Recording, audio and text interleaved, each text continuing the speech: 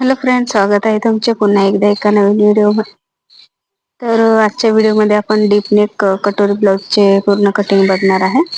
तर डीपनेक असल्यावर आपल्याला काय काय कटिंगमध्ये बदल करायचे असतात, मापामध्ये आपल्याला कुठे कमी जास्त करायचं असते ते आजच्या व्हिडिओमध्ये आपण बघणार आहे. तर इथे हे लगभग 1 मीटर ब्लाउज पीस आहे अस्तरचा. तर हे अस्तरचं ब्लाउज आहे आणि याची छातीची साईज 36 इंच आहे. तर आता इथे बघा, मी तुम्हाला पहिले बॅक पार्ट कटिंग करून दाखवते. आता इथे बघा, फोल्डिंग साईज आपल्याकडे ठेवून घेतली आहे. आता इथे 14 इंच उंची तयार आहे, तर इथे मी 15 इंच मार्किंग केले आहे. तर या बाजूने सुद्धा आपल्याला 15 इंचावर मार्किंग करायचं आहे, शोल्डरची लाईन सरळ येण्यासाठी. ठीक आहे. आता इथे बघा, शोल्डर मी इथे किती घेतले आहे डीपनेक साठी, 36 साईजला. तर इथं गळ्याची उंची मागच्या 10.5 इंच आहे. तर मी शोल्डर 5.5 इंच घेतले आहे. आर्मोल इथे 6.5 इंच घेतले आहे बघा. तर जेवढे शोल्डर घेतले आहे त्याच्यामध्ये इथे मी अर्धा इंच वाढवून घेतला आहे. आता लक्ष देऊन बघा काय करायचं आहे पाठीमागच्या भागात.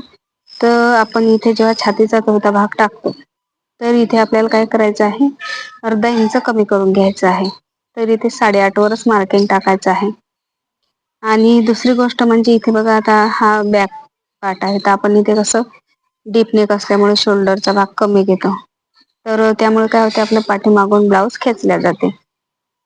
तर तिथे आपल्याला कपडा कमी पडतो आणि दोन्ही आपल्या मोंढ्यामध्ये आर्मोल मध्ये ब्लाऊज खेचल्या जातं. तर त्यासाठी काय करायचं, इथे 1/2 इंच आपल्याला आर्मोलचा जो राऊंड आहे तिथे आपल्याला बाहेर घ्यायचा आहे क्रॉस मध्ये.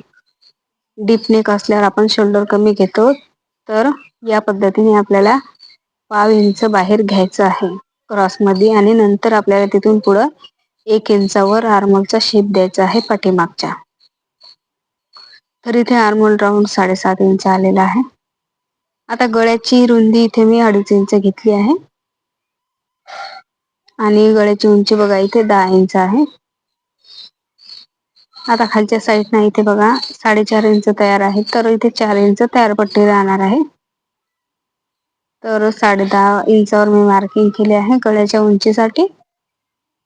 आता इथे खालच्या साईडने सुद्धा मी डीपनेक आहे, तर डीपनेक म्हणजे काय, त्याची लांबी जास्त आहे भरपूर, पण इथे खालच्या साईडने सुद्धा मी इथे 2.5 इंचच घेत आहे गळा रुंदी, जेवढी वरच्या साईडला घेतली तेवढीच.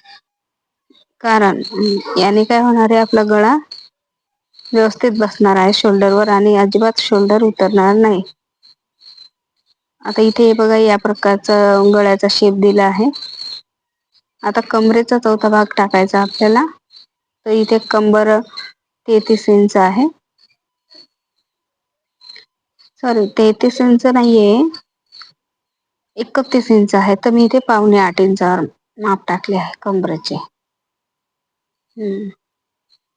आणि आता जसं मार्किंग केलं आहे तसंच इथे मी कट केलं आहे बघा. आता काय करायचं, या भागावरून आपल्याला समोरचा भाग कटिंग करायचा आहे. तर समोरचा भाग कटिंग करण्यासाठी बघा, या प्रकारे मी कपडा सरकवून घेतला आहे.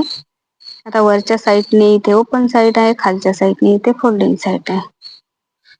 तर आता हा जो पाठीमागचा भाग आहे तो आपल्याला इथे पहिले ठेवून घ्यायचा आहे व्यवस्थित. आणि हे बघा, आपल्या इथे कपडा क्रॉस मध्ये आहे, तर हे सरळ मार्किंग करून घ्यायचं आहे.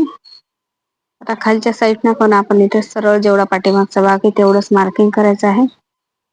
शोल्डरचं सुद्धा व्यवस्थित मार्किंग करायचं आहे, गळा रुंदीत सुद्धा मार्किंग करून घ्यायचे आहे, आणि जो आर्मोलचा राऊंड आहे तो सुद्धा मार्किंग करून घ्यायचा आहे, जो पाठीमागचा भाग आहे त्यानुसारच.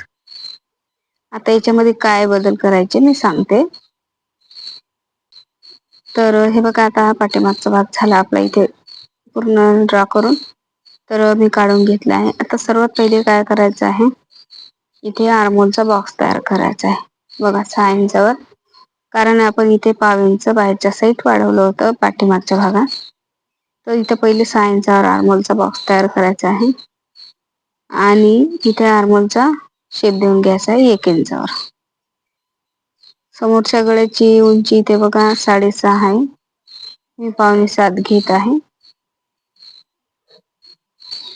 आणि रुंदी बघा इथे 2.5 इंचच घेतली आहे खालच्या साईडला.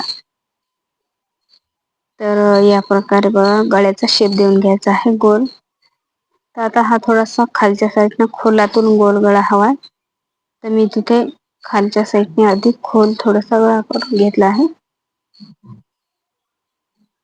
आता इथे क्रॉस पट्टीचं माप टाकायचं आहे आपल्याला, तर मी एक 3 इंचावर मार्किंग केलं आणि एक 2.5 इंचावर मार्किंग केलं. आता त्या अगोदर इथे आपल्याला काय करायचं आहे, 1 इंच कमी करून घ्यायचं आहे कमरेमध्ये, कारण की 1 इंच आपण पाठीमागच्या टक्ससाठी टाकले होते, ते आपल्याला इथे कमी करून घ्यायचे आहे. आता इथे 2.5 इंच मार्किंग केलं आहे मी क्रॉस पट्टीसाठी फिटिंगच्या लाईनवर, आणि सरळ एक लाईन ओढून घेतली आहे बघा. आणि नंतर इथे क्रॉस पट्टीचं असं मार्किंग करून घेतलं आहे. आता कटोरी कशी काढायची, तर जी आपली फिटिंगच्या साईडची आपली ब्लाउजची लाईन आहे, तिथून आपल्याला आतमध्ये 4 इंच घ्यायचं आहे.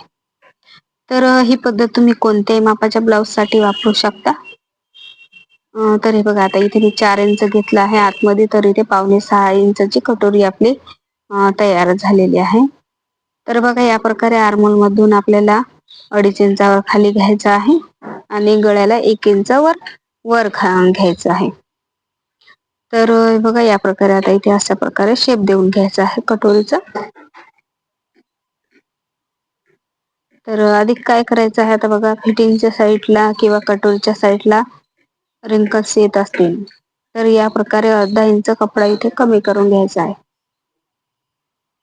तर हा कपडा आठवणीनं कमी करून घ्यायचाच आहे, कारण की याने काय होते, फिटिंग आपली व्यवस्थित येत नाही. तर आता समोरच्या भागामध्ये आपण पाठीमागच्या भागात 8.5 इंच घेतला होता छातीचा भाग, जे की आपल्या छातीची साईज आहे 36 इंच.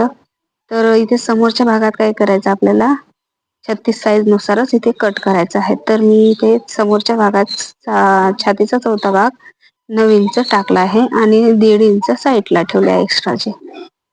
तर समोरच्या भागात अशा प्रकारे आपल्याला जेवढं आहे तेवढंच घ्यायचं आहे.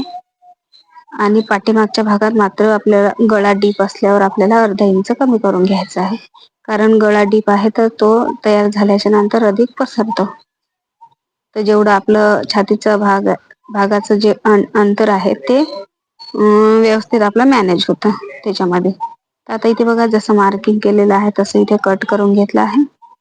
आता जे बी साईडला एक्स्ट्राचे कपडे आहेत ते आपल्याला कट करून घ्यायचे आहे.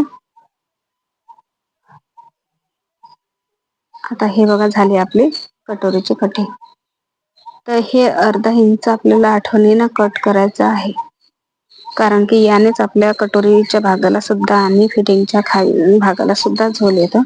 आता इथे क्रॉस कटोरीमध्ये सुद्धा आपल्याला 5 इंच क्रॉस मध्ये कट करायचं आहे. तर बघा आता हे तिन्ही भाग एकसारखे झालेले आहेत. आता इथे बघा हे क्रॉस पट्टीच्या खाली आपल्याला अर्धा इंच वाढवून घेतलं आहे मार्जिन, कारण हा अस्तरचा ब्लाउज आहे तर याला अस्तर जोडण्यासाठी सुद्धा अर्धा इंच लागेल. तर त्यासाठी मी अस्तरच्या ब्लाउजला इथे अर्धा इंच वाढवून घेतले आहे. तर बघा या प्रकारे आता आपल्या पूर्ण ब्लाउजची कटिंग झालेली आहे. तर मी डीपनेक ब्लाउज साठी तुम्हाला या प्रकारे कटिंग सांगितलेली आहे.